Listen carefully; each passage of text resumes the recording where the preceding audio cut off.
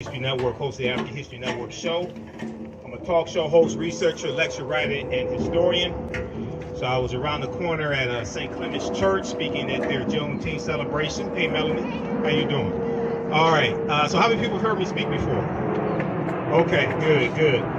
So this today I'm going to speak for about 30 minutes, and what I want to do is I want to speak really for about 20 minutes, and then I want to open up for questions and answers if I can, because understanding the learning process, oftentimes we learn more from answering questions than just listening. So I want to engage the audience as well. So Crystal contacted me, and she wanted me to talk some about the history of Juneteenth, which I've been doing all week. And also we're going to talk, connect this to the transatlantic slave trade as well, because all of this history is connected. Okay, so I've done a number of media interviews this week dealing with Juneteenth, and I was on the Tammy Mack show on Fox Business Soul, the streaming service, on Wednesday, and we were talking about Juneteenth as a federal holiday. Now, is that a good thing or bad thing? And when I teach about Juneteenth, and I have a 2.5-hour lecture dealing with the real history of Juneteenth. So my table is going to be set up over here. Be sure to come support the African History Network, because that helps finance what I do and helps me stay independent as much as possible and keep the bills paid and the lights on. Okay, that's where the money comes from. When I talk about the history of Juneteenth, even though it's a federal holiday, and that's a good thing, there's a lot of misinformation floating around about the history of Juneteenth. And I saw a lot of misinformation last year in the media, so I want to try to correct some of that history. So, some of that misinformation. So June 19th, 1865, what we celebrate is Juneteenth. Sometimes it was called Jubilee Day. Sometimes it was called Emancipation Day. That commemorates June 19th, 1865, when Major General Gordon Granger goes into Galveston, Texas. He arrives at the beach in Texas the day before with about 2,000 Union troops, okay? And they're there to enforce what's known as General Order Number 3, which is enforcing the Emancipation Proclamation, but also, and maybe even more importantly, to take back physical control of the state of Texas, because Texas seceded from the Union during the Civil War. Texas was part of the Confederacy. So it took a military force to take control of Texas and bring it back under Union control. That's what he was there to do.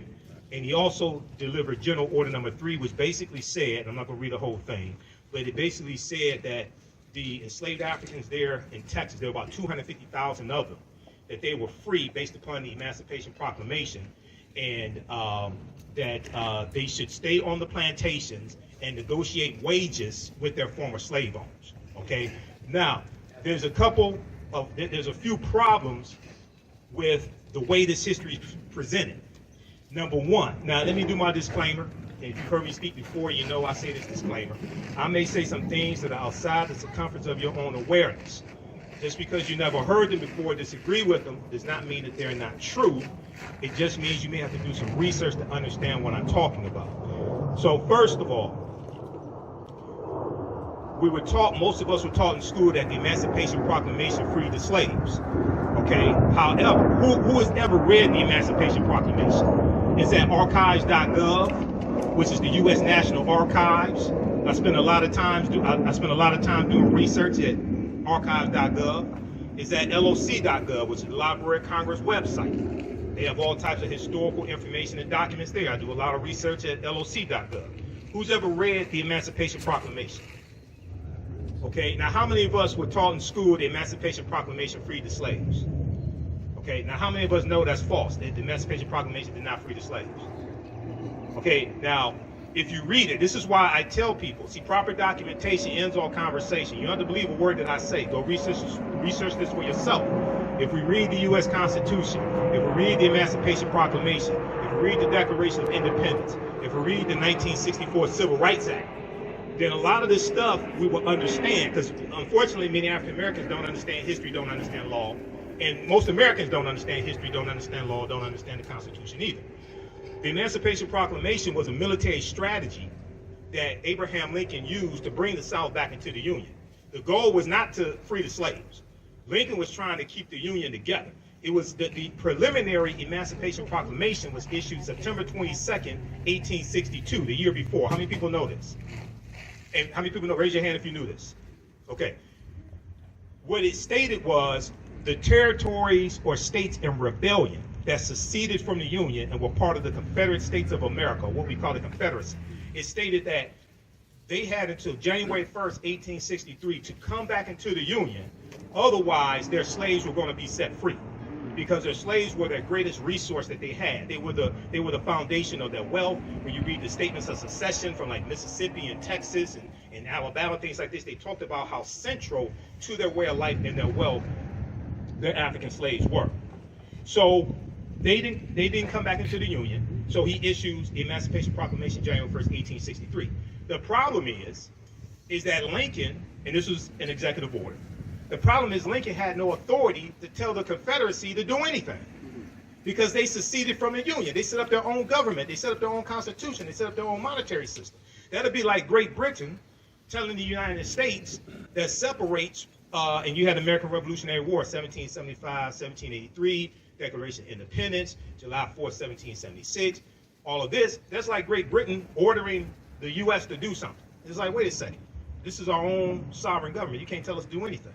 So they had no authority to do it. Now, the Emancipation Proclamation also stated that the border states, it didn't apply to the border states. So Maryland, Missouri, Kentucky, and Delaware were states that stayed loyal to the Union. They were allowed to keep their slaves, okay? When you study Maryland, Maryland did not free its slaves till November 1st, 1864. That's almost 2 years after the Emancipation Proclamation. So, like this morning, I was getting ready to speak around the corner at St. Clement's Church, and then come over here. I was watching MSNBC, Ali Velshi show, and they're talking about Juneteenth, and they said the Emancipation Proclamation freed the slaves, and they said, oh, the black people in Galveston, Texas found out 2.5 years later. And I'm sitting there, and I know it's Sunday morning, but I was cussing at the TV. I can't lie. I'm sitting there, and I'm like, who did the historical research for this? This is false. Okay, so I don't want people to misunderstand me. I'm all for celebrating Juneteenth. But when we come together and celebrate Juneteenth, we have to correct the history of Juneteenth, and we have to protect the history of Juneteenth. We also have to protect it and make sure white corporations don't pimp Juneteenth. Okay, so we have to have enough respect for ourselves to go after them when they try to pimp Juneteenth as well. Okay, so one, the Emancipation Proclamation did not free the slaves. It's going to lead to slavery ending, okay? And what happens is, as the Union troops go throughout these Confederate territories, they're taking back control of these territories. But it takes military force to do this. Now, it's going to be the 13th Amendment. It's going to be the 13th Amendment. Yeah, let me have water, brother. Thank you.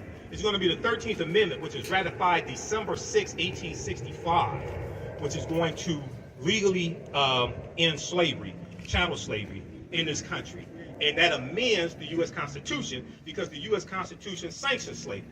Article 4, Section 2 of the U.S. Constitution laid the foundation for the Fugitive Slave Act of 1793 and the Fugitive Slave Act of 1850. We know Article 1, Section 2, Clause 3 of the U.S. Constitution, what people call a 3/5 compromise, which is really misunderstood. It did not say we're 3/5 of a human being. It was, anybody ever read the U.S. Constitution? Raise your hand. Is there anybody ever read the U.S. Constitution? Yes, we all should read the U.S. Constitution, because it's directly related to law today. If we understood the U.S. Constitution, we understood the law, we could flip all this stuff overnight. Because then we would see why our votes are being suppressed. Right. Okay? It's just like you had people who didn't understand the law January 6, 2021, and they said the president invited us here to the Capitol. Well, the president's house is the White House, 1600 Pennsylvania Avenue. He has no control over the U.S. Capitol building. That's the legislative branch of government. That's a co-equal branch of government. The powers of the executive branch are in Article 2. The powers of the legislative branch are in Article 1. He has no authority to invite you to the Capitol building. That's why you were trespassing.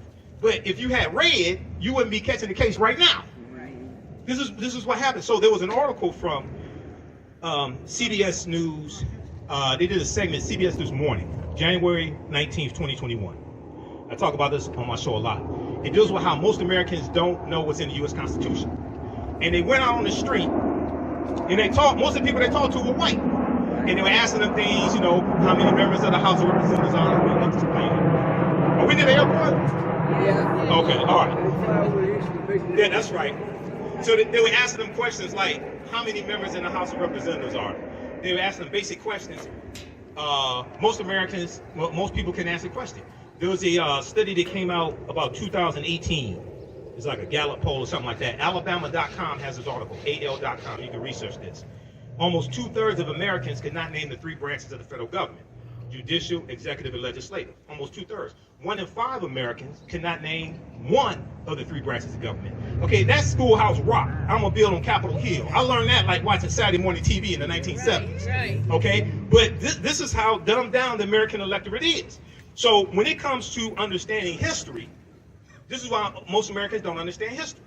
There was an article that came out from New York Times from June 16, 2021. So this was the day before President Joe Biden signed the bill into law. We know it passed the House of Representatives, passed the U.S. Senate, sponsored by Representative Sheila Jackson Lee of Texas, who is also the sponsor of H.R. 40 as well in the House of Representatives. This article, everybody should read this, New York Times. Most Americans know little or nothing about Juneteenth, poll finds. So this poll that was done by Gallup found that about 62% of Americans at the time knew nothing at all or a little bit about Juneteenth. Now, I would argue, now they go on to say, the holiday celebrating the end of slavery in the United States. Slavery didn't end on Juneteenth, on June 19, 1865. Okay? And one of the reasons why it didn't, let me let this point go.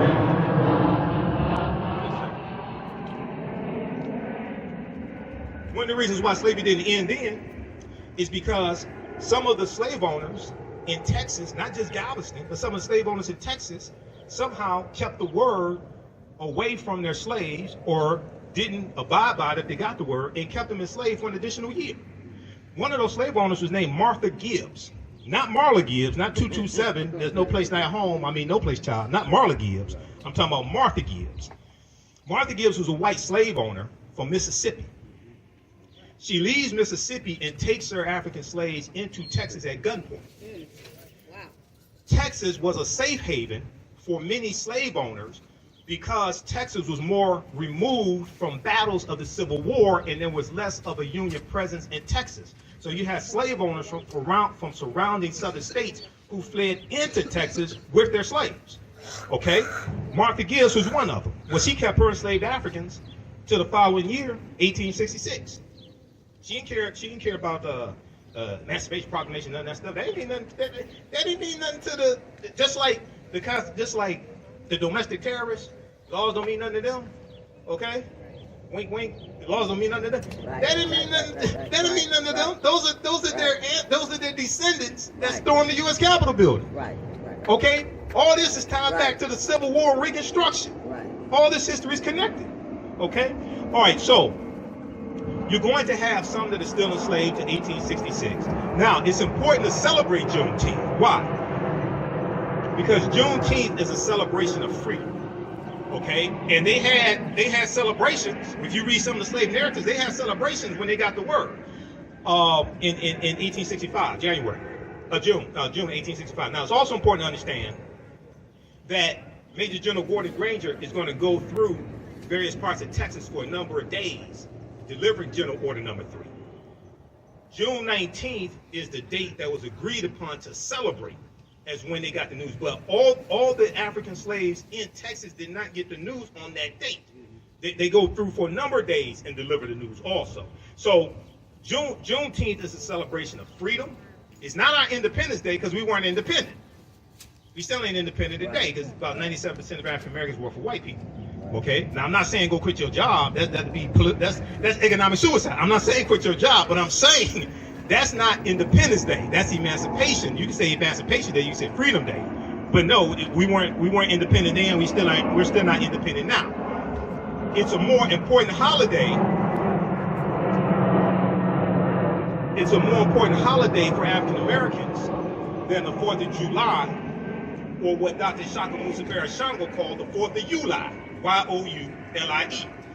He wrote the books African People and European Holidays and Mental Genocide. How many people have read those books? Read those books, book 1 and book 2, because it deals with the origins of all the European holidays that we've been taught to celebrate in this country, including the 4th of July. And we know 1776, you know, they're fighting for their freedom in the American Revolution, but at the same time, you're enslaving African people. You have this paradox, okay?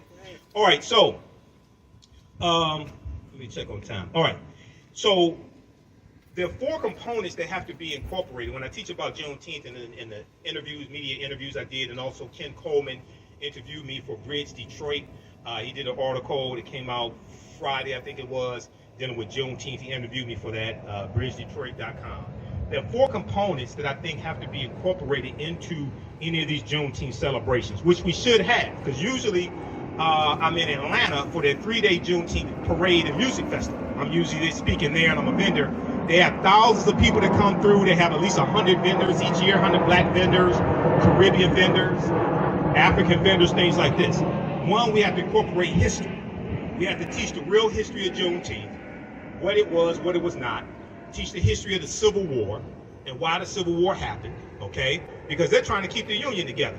South Carolina was the first state to secede from the Union December 20th, 1865, about 6 weeks after Abraham Lincoln becomes president-elect for the newly formed Republican Party, because the Republican Party wasn't founded in 1854, okay? Somebody called into my show. He tried to be a wise guy. He called into my show a couple weeks ago. He said, which political party owes reparations to black people? I said, well, you do realize for the majority of the time slavery existed in this country, you didn't have a Democratic or Republican Party. Because the Democratic Party wasn't founded in 1828. They were called Jacksonian Democrats, named after President Andrew Jackson. Republican Party was founded in 1854 as a backlash to the Kansas-Nebraska Act, because it was a backlash to the spread of slavery in the Kansas and Nebraska territories. So the majority of the time that you have slavery in the history of this country, you don't have a Republican or a Democratic Party. And many of the founding fathers, even though they may have been slave owners, many of them were against political parties because they thought they caused division in the country. So you're talking about reparations largely coming from the federal government, okay, regardless of political party. But you have to have a historical component to correct the history, protect the history, and deal with the real history of the Civil War, Juneteenth, and the Reconstruction Era. Reconstruction is extremely important, 1865 to 1877. The Reconstruction Era is taught very little in our schools, K through 12. There was a article from Time magazine, time.com, January 12, 2022, 6 days after the January 6th insurrection, the insurrection was a continuation of the Civil War and the political violence that brought about an end to Reconstruction. A new report finds that 45 states are failing to teach students about the period that shaped race relations after the Civil War. They're talking about Reconstruction. And in this article, they talk about how Reconstruction, understanding Reconstruction, is directly related to the police violence we see today in the murder of George Floyd, May 25th, 2020, the voter suppression laws enacted, especially after African-American voters voted in the 2020 election to elect President Joe Biden and Kamala Harris, but also the January 5th senatorial election in Georgia, because that's what really infuriated a lot of people, okay? The reason why it infuriated a lot of people, it wasn't just because John Ossoff won, and he's a Democrat, and he defeated Richard Perdue, David Perdue.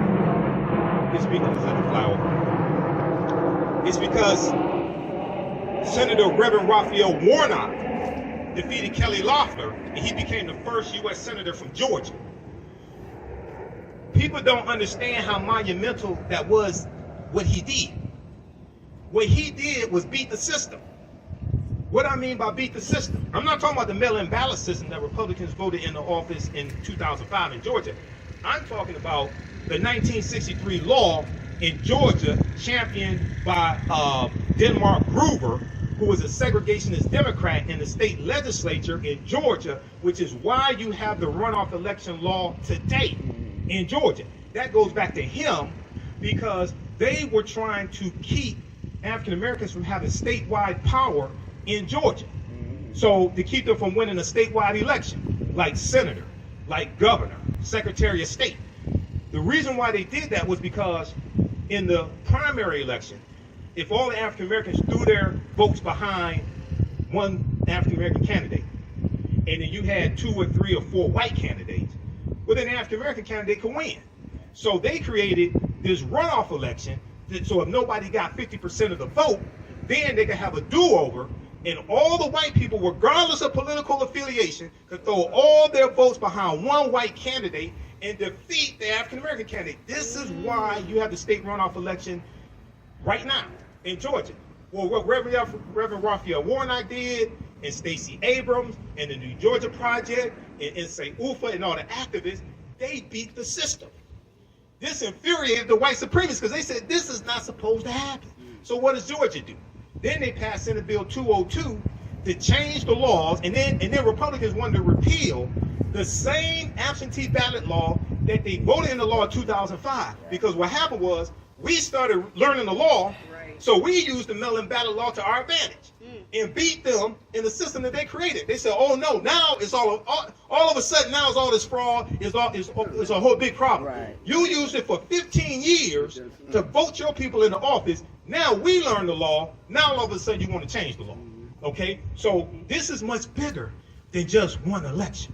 This is just much bigger than just one person. This is actually understanding fighting against a system of white supremacy and racism. So read this article from time.com.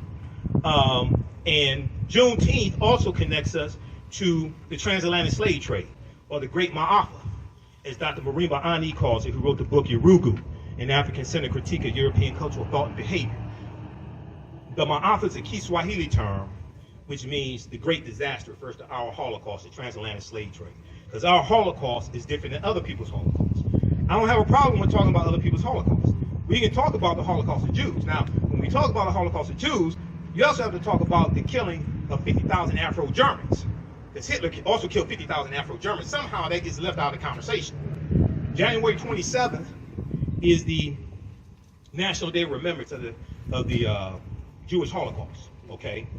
And it's January 27th because it was January 27th, 1945, I think it was, when the Soviet troops go into Poland and liberate the Holocaust survivors from the Auschwitz concentration camps, Auschwitz 1, 2, and 3. That's why it's on January 27th.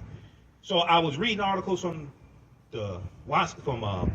Associated Press.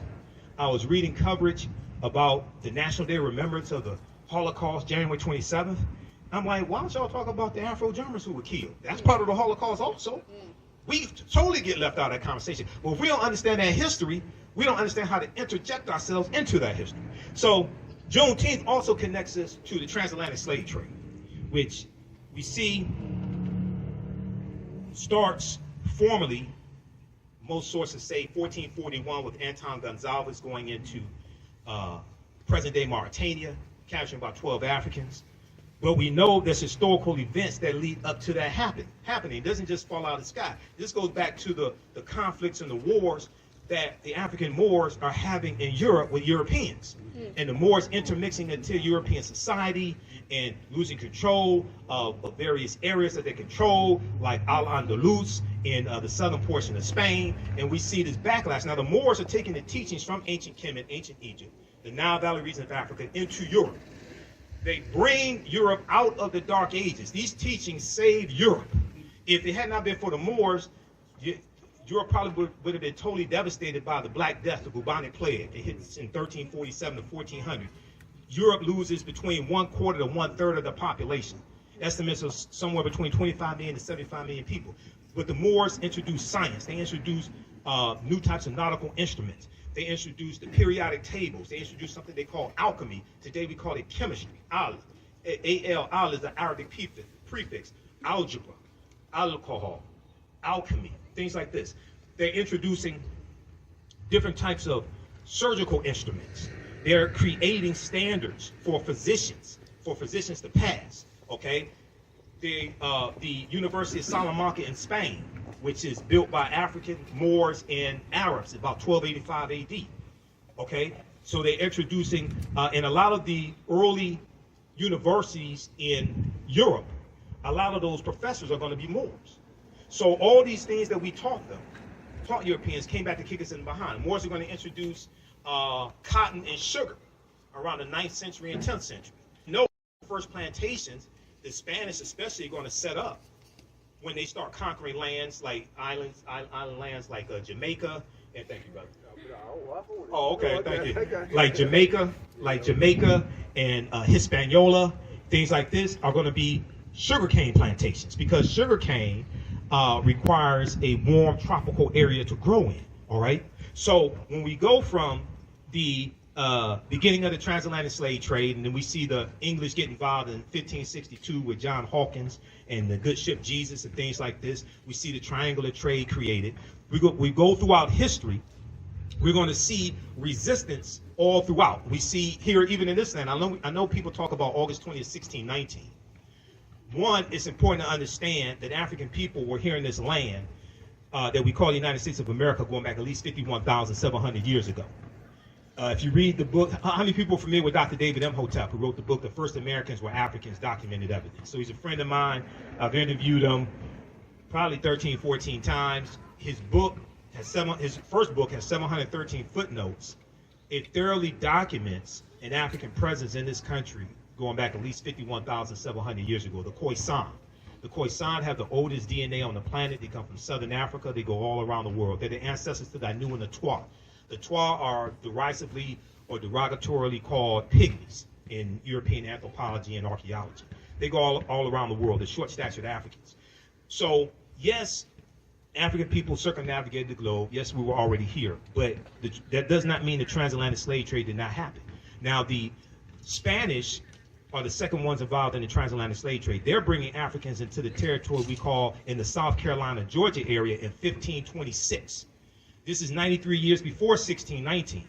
So even though people talk about 1619, you have to deal with that history before then. You have to talk about Juan Garrido, who was born in West Africa in 1480. He comes into Florida in 1513 with the Spanish conquistador Juan Ponce de Leon. It's going to be Juan Ponce de Leon who names Florida, who gives Florida its name. It's Spanish, which means it has some reference to flower. This is where Florida comes to. Well, Juan Garrido is probably the first African we know of by name who comes to this land we call the United States of America. This is long before 1619. So even though 1619 is important to understand, and understand it in the proper context, that's not when we first came to this land, but that's part of the transatlantic slave trade. Now, August 20th, 1619, when the White Lion pirate ship, you have the White Lion and the Treasure, two English pirate ships that come into Virginia, basically Point Comfort there in Virginia. How much time I'm at 27. I'm not at 28 minutes. Crystal, how am I on time? Hey, go on. Okay, so when these two English pirate ships come in, and you have 20-odd Africans who are exchanged for food and water and supplies, right? At this time in 1619, did you know codified slave laws don't exist in any of the 13 colonies? Did y'all know this? Y'all didn't know this? Nope. Oh, you have to bring me out here to speak more often. Yeah. No. Who's read Before the Mayflower by Lerone Bennett Jr.? Because he breaks some of this down in chapter 2. Chapter 2, 6th edition, right around page 40, he talks about the names that African people had in this land. When Europeans got here, they were called Moors. They were called Negers, N-E-G-E-R-S, Nagars, N-E-G-A-R-S, and Blackamoors, okay? The word Negro really wasn't used for us at that time. He's talking about in the 1600s, all right? So, and he's talking about the presence of the Moors here when Europeans got here.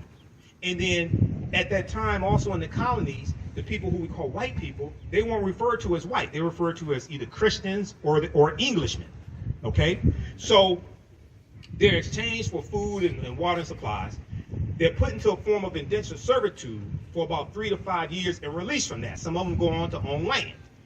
You're going to have some Africans who come here, either willingly or unwillingly, who end up owning white indentured servants also. That's a whole nother conversation. Some people don't want to have that conversation. Don't know why, but that's part of the history. Lerone Bennett Jr. breaks this down in chapter 2 of Before the Mayflower. Okay, so this is Juneteenth connects us to the transatlantic slave trade. The first colony to have codified slave laws is going to be Massachusetts, 1641. They come to Virginia about 1660, 1661. The laws are coming to different colonies at different times. Different colonies had their own laws, okay? So some of the slave ships, and I was looking at some information from nationalarchives.gov for the UK. Some of the slave ships, the Triton had 150 African slaves, the Antelope 230, the Juno 250, the Alexander 450, the Baltimore 280, the Polly 400, the Jason 360. We know the good ship Jesus 1562. John Hawkins, who becomes later Sir John Hawkins of Plymouth, England, had 300 Africans as well. And we know that the transatlantic slave database estimates there's about 12 million Africans that are going to be taken out. Now, that's probably a lowball number. We know that people, Dr. John Henry Clark, put the number at about 100 million. Dr. W.B. Du Bois put the number close to about 100 million or so. But whatever number we deal with, we have to also understand this chronology of history as well, okay? So, and it's also important to understand that we fought slavery every step of the way in this country and in Africa. There were wars that were fought. There's a good book by Sylvian Diouf called Fighting the Slave Trade, West African Strategies, Fighting the Slave Trade, West African Strategies. And this book deals with the different types of strategies that we used in West Africa to fight against these European colonizers and fight against the transatlantic slave trade as well, okay? So here in this country, you're going to have somewhere around 250 physical slave rebellions taking up arms. We know about Nat Turner, 1831, Southampton County, Virginia, and others. We know about the Stoner Rebellion, 1639 in South Carolina. There were other forms of resistance, however. Learning to read and write was a form of resistance, because one of the things that we did when we learned to read and write is wrote our own freedom papers and ran away. That's what some of us did. We wrote our own freedom papers and ran away, because a lot of the slave patrollers that you encounter on the roads, a lot of them were poor white men who were illiterate. They couldn't read or write. So you can give them any paper, say these are my freedom papers, or a travel pass or something like that. Learning to read and write was a form of resistance. Having work slowdowns, slowing down the pace of work was a form of resistance. Poisoning white people's food was a form of resistance, okay? Destroying tools or sabotaging tools, maiming oneself, cutting off toes, something like that. Those are different forms of resistance that we engaged in as well. Okay, so when we have these celebrations, it's important for us to invoke the ancestors as well, and the brother did the libations, which brings in the power and the energy of our ancestors, and it helps reconnect us to our ancestors also. And once again, I'm gonna wrap up with this, and we can open up for questions if we can. But when we have these celebrations dealing with Juneteenth, it's important to correct the history and protect the history of Juneteenth, and deal with history, political education, economic empowerment, as well as law. Okay, so I want to thank you for your attention. I want to wrap it up there. Usually I end my presentations. Right now, it's correct wrong behavior. It's not over till we win. Wakanda forever. And because Wakanda is a real word, comes from the Omaha Ponca Sioux Indian language, means possessing secret powers, but it's also a Bantu word. It's in Kikongo as well. So Wakanda is a real word. So Asante Sana, can we open it for questions? Okay, let's open up for questions. Did you all learn anything? Yeah. Okay, all right, thanks. Now, and then I'm gonna have my DVD lecture set up over here. Also, I'll be registering people for 2 10-week online classes that I teach on Saturdays and Sundays. Saturdays is Ancient Kemet, the Moors, and the Ma'afa, Understanding the Transatlantic Slave Trade, where they didn't teach you in school, where we do it thousands of years of history. We do the sessions live. All the sessions are archived and recorded. You can watch it a year from now, 2 years from now. It'll still be there. Sundays, I teach from the Civil War to the Civil Rights Movement and Black Power, 1865 to 1968, which gets deep into this history dealing with Juneteenth, Civil War, Reconstruction, all that history. Okay, any questions? When was slavery eliminated? When it ends? Yeah, that was still Well, it ends about right around 1888 in Brazil. Yeah, right around that time, 1888 in Brazil. Yeah. Any other questions? Yes, Crystal. How far? And thanks for inviting me out here, Crystal. Also. All right. How far north? My grandchildren and children have asked me if there was slavery in Ohio and Michigan. How far north did slavery go? It was all throughout. At one time, all the 13 colonies had slavery. In Michigan, it's about 1837. Michigan abolishes slavery. Illinois abolishes 1818. Ohio is going to abolish slavery right around 1818 or so. Yeah, slavery was in all of the. Michigan was not one of the original 13 colonies, but even when you look at the 13 colonies, at one point slavery was in all of the 13 colonies. So you know that the reason why Wall Street has its name is because when it was the colony of New Amsterdam, which was a Dutch colony, about 1627, they forced the Africans to build a wall to keep Native Americans out. And then New Amsterdam becomes a British colony called New York. So that wall is where Wall Street is today. That's where Wall Street gets its name. And it was African slaves who were traded originally on Wall Street, the physical Wall Street. Not the stock market, but the physical Wall Street. It was African slaves that were traded there. But that's where Wall Street gets its name from. So all of the 13 colonies at one point had slavery. Yes, brother. Jim Reed here.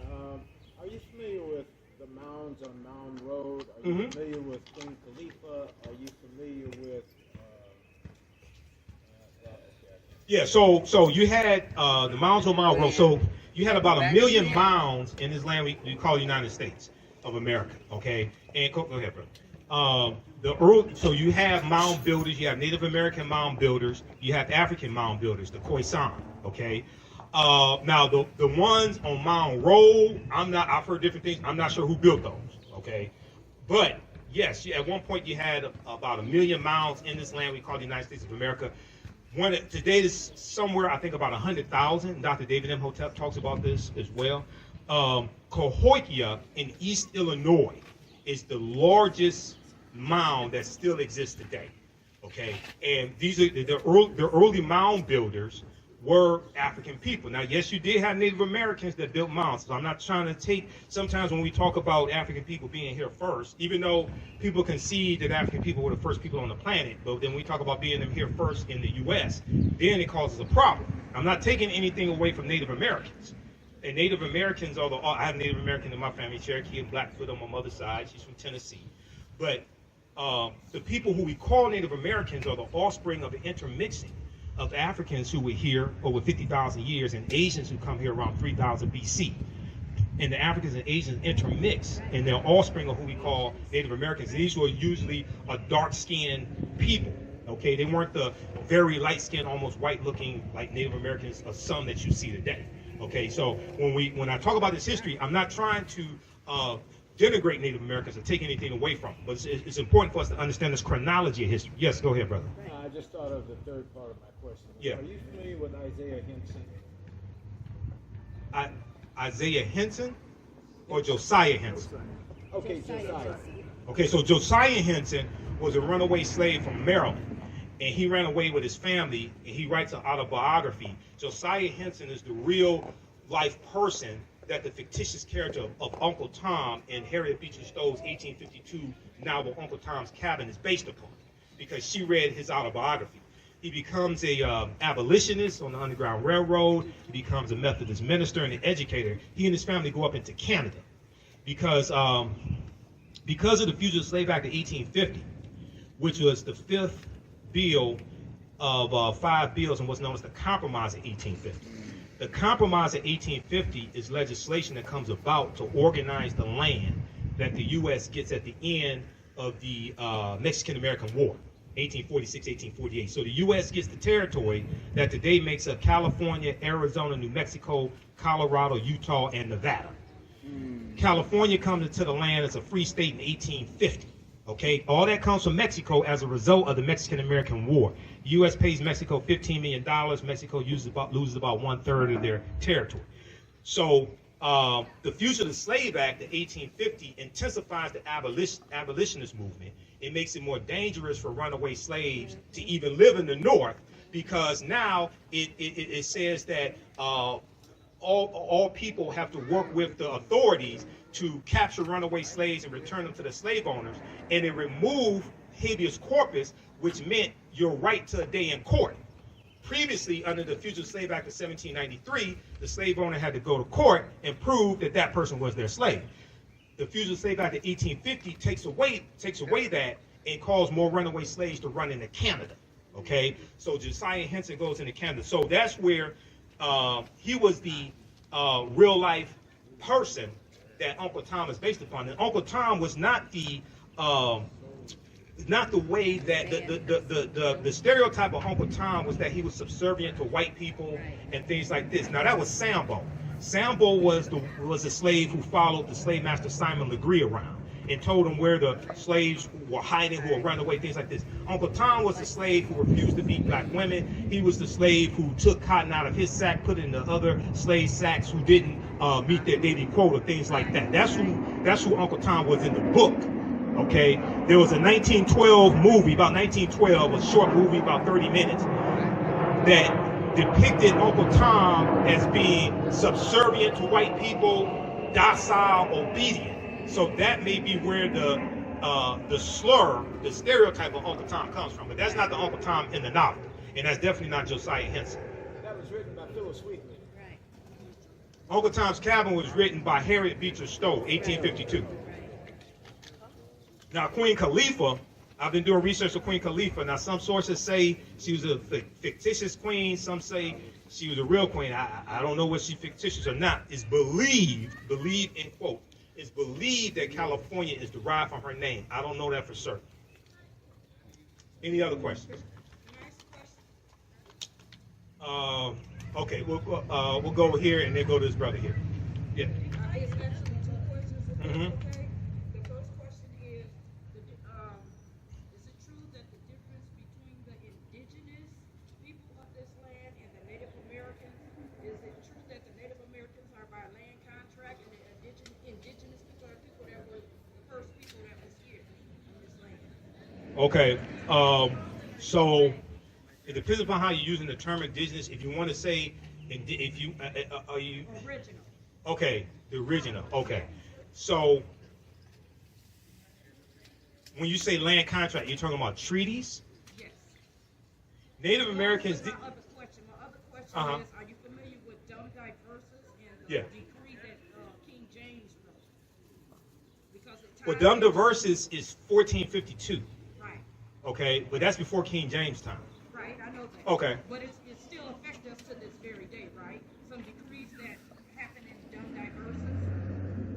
I've heard people talk about how those decrees from the 15th century still affect us today. Now, I want to see them really explain to me the relationship. This is before the United States of America came into existence. Right. Okay, so I'm familiar with the argument, but I want them to explain to me how does that apply to the U.S. today. I'm familiar with the argument. I'm familiar with a lot of arguments. Okay. Wasn't it the Pope, his decrees was to enslave us? So isn't that how it still affects us today? A lot of decrees was to enslave us during his day. But I don't I fail to. I've looked at the information, but I fail to understand. So you have treaties like I think it's about 1454, the Treaty of Tordesillas, when the Pope divides Spain and Portugal. The Pope sends Spain and Portugal out to divide the non-Christian world among Spain and Portugal, things like So this. that would affect us, right? No, Weren't we the non-Christian? but that's before you have a new United States government that has a constitution and a sovereign. Okay, so this might be a discussion. Michael, this is a discussion. We got a after. sidebar on that. Let's get to the We got a next sidebar on question. that. Go ahead, All brother. right. My other question was, Yeah. if you don't mind, Go ahead. are you familiar with the decrees of King James? Which decrees of King James? The one that had us enslaved, the ones that had us from Ireland, brought from Ireland over here to America. I'm familiar with those somewhat because Ireland was a colony of England. Ireland was a colony of England. Right. Now, what about the decree? So, wasn't there land contracts that was given to people that came from Ireland over here that had something to do with the 7-year indentured servitude? There were people who entered into indentured servitude and then were awarded land afterwards. Some of them were of African descent also. In chapter 2 of Before the Mayflower by Lerone Bennett Jr., he talks about this as well. We can have a sidebar because that's what my table is going to be. I want to get to some of these other questions. Yes, brother. want to ask if you were familiar with the different variations of the term slavery.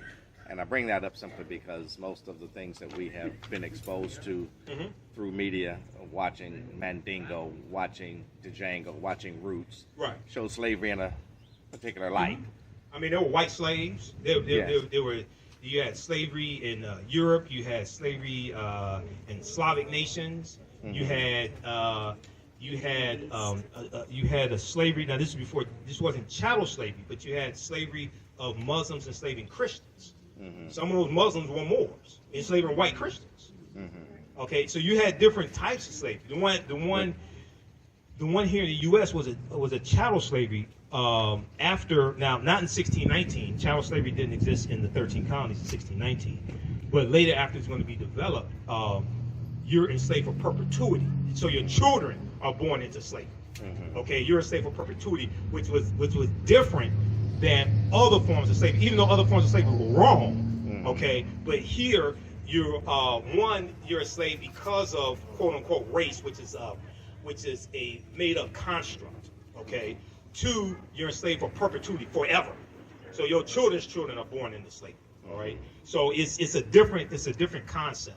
So, and this has to be a distinction has to be made, because then when we talk about repairing the damage of slavery, what some people call reparations, then other people say, well, everybody has slavery. No, that was different than what happened here, and slavery was written into the U.S. Constitution. Right. Well, well, my point is, by showing what we've been exposed to media-wise, I made a personal trip to the plantation in New Orleans where they filmed Django. Django Unchained. Yes, and they gave us a tour, but explained slavery in that particular area, and they described it in a way that was much more different from what we have seen in the media. It was almost like slavery was cooperation between the slaves and the slave owners, and they had rights down there that were respected by law. Some different states had different laws and different levels of slavery also.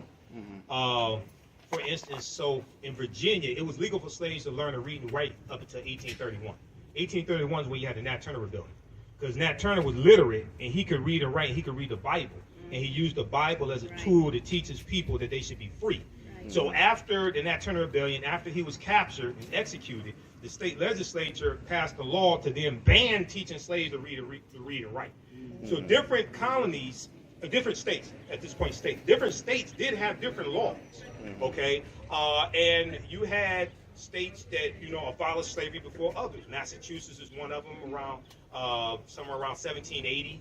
Vermont's going to be the first one, 1777. So there were different variations. It wasn't just like the same thing all throughout all the states. There were different variations based upon which state you're talking about. Okay. Any other questions? And then I'll be over on my table. So we have my DVD lectures. You can register for my online history classes. I teach on Saturdays and Sundays also. We have them at a discount. Yes. Could I have one question? One last question. Okay. Now, to my understanding, there was a part of what they call the slave Bible, where the slave master would take certain parts of the Bible and put them in text to be allowed to, teach the slaves about slavery. Like be kind to your master, be honorable to your master. In other words, they would take certain segments of the Bible to try to promote, Yeah. They call it slave Bible. They were allowed Right. to preach those parts of the Bible. Okay. In various states, yeah, you're gonna have that. You're gonna have that happen. And what should I name? This is the boat our children made. That one kid, he wanted to know what name should we give to this ship. What name should we give to the ship? Right. Yeah. Well, yeah. What do you think is a good name? Because I told him I don't know. I said definitely not Amistad. But what do you think? The Amistad comes to mind because those Africans won their freedom in the U.S. Supreme Court because the international transatlantic slave trade was abolished in 1807 and went into effect January 1st, 1808. So that helps form a legal argument for reparations also, by the way. That's based upon Article 1, Section 9, Clause 1 of the U.S. Constitution. You can call it the Amistad. You can call it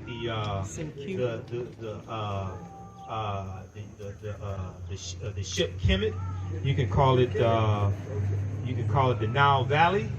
you can call it Wakanda, because Wakanda means possesses secret powers in the Omaha and Paca Sioux Indian languages. All right, is that all the questions? All right, other questions you can ask me over my table. Thanks for your attention. Be sure to come support the African History Network. This helps me keep doing the research, keep doing the radio show. I don't get paid to do radio. I'm on Roland Martin Unfiltered every Friday. I don't get paid to do none of that stuff. So selling the lectures, register people for the classes, any donations you want to support us with, that helps me keep doing this type of research, all right? So thanks for your attention. I appreciate it. Asante Sana Mod Hotel. Yes, brother. Well, I got some new stuff over here, too. Oh, thank you. I got some new stuff over here. You can get some for gifts also. If you got my DVD lecture, you can get it for gifts as well. All right, thank you, Crystal. Thank you. What's your name, brother? My name is Gabriel. Gabriel. All right, brother Gabriel. I appreciate you.